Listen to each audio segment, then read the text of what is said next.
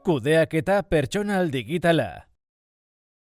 Ongi etorri bulegotika tresnei buruzko pilula honetara. Gainera, gaur egun, tresna horietako asko doan erabil daitezke odeian eta aldi berean. Adibidez, Gmailek eskaintzen duen Google Workspace paketearekin. Gehien erabiltzen diren hirurak, testu prozesadoreak, kalkulu orriak eta posta elektronikoa dira. Xehetasun gehiagorekin ikusiko ditugu. Testu prozesadoreak dokumentuak sortzeko eta editatzeko erabiltzen dira.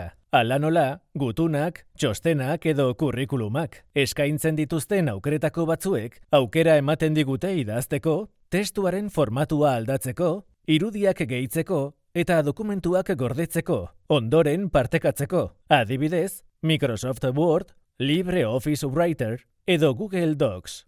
Kalkulu horriek zenbakiak eta datuak taulen moduan antolatzeko balio dute. Horiekin, eragiketa matematikoak egin ditzakegu, grafikoak sortu eta gastuen kontrola edo lan zerrendak eraman, besteak beste. Ohikoenak Microsoft Excel, LibreOffice Calc edo Google Sheets dira.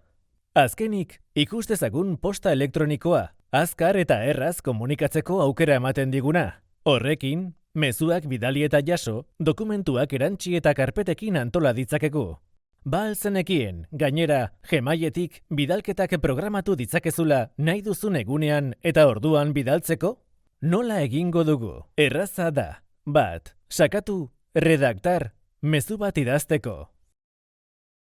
2. Mezuaren leihoan, bidali botoiaren ondoan, erabili más opciones de envío botoiari dagokion beheranzko gezia eta hautatu programar envío. 3. Aukeratu data eta ordu bat eta berretsi.